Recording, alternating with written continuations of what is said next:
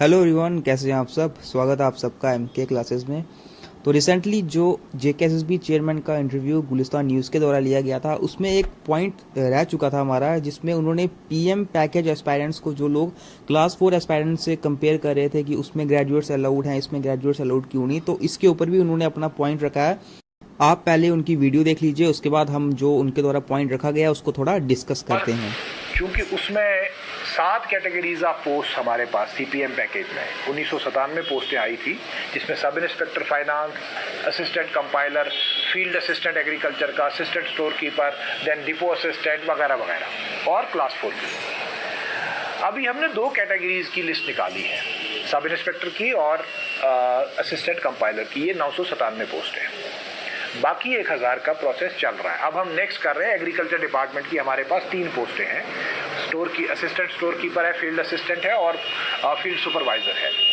तो नेक्स्ट उनका लिस्ट निकलेगा, उसके बाद डिपो असिस्टेंट होगा और लास्ट पे क्लास 4 होगा, क्योंकि हमें पता है कि क्लास 4 में क्वालिफिकेशन को हमको रिस्ट्रिक्ट करना है। बाकी में कहीं भी क्वालिफिकेशन का इशू नहीं है कि हायर क्वालिफाइड जो है वो अप्लाई नहीं कर सकता है। तो हम पहले बाकी को एग्जॉस्ट कर देंगे और लास्ट पे जो बचेंगे उनको फिर क्लास 4 के लिए करेंगे। और उसमें भी मैं आपके चैनल से बताऊंगा बिल्कुल सेम प्रोसीजर, क्योंकि क्वालिफिकेशन का जो एसआरओ है वो एसआरओ 99 है, जो सब पे एप्लीकेबल है, हर क्लास 4 पोस्ट पे एप्लीकेबल है। तो हम वही क्वालिफिकेशन का नॉर्म जो है वो हर, ये नहीं कि पीएम पैकेज, हर किसी क्लास 4 की सिलेक्शन पे अप्लाई करेंगे। अब सवाल रहा कि पहले क्या होता था, ये भी मैं थोड़ा सा क्लैरिफाई करूं। पहले कभी भी रिटन एग्जाम नहीं होता था क्लास 4 के लिए। पहले एकेडमिक मेरिट पे सिलेक्शनें होती थी। ये एक मिथ फैलाया जा रहा है, एक कोशिश की जा रही है कि हम इसको थोड़ा डिस्टॉर्ट करें फैक्ट्स को। वो उसमें 12th के बेसिस पे ही सिलेक्शन होता था, 12th की क्वालिफिकेशन के बेसिस पे, या उसमें जितने मार्क्स किसी के होते थे।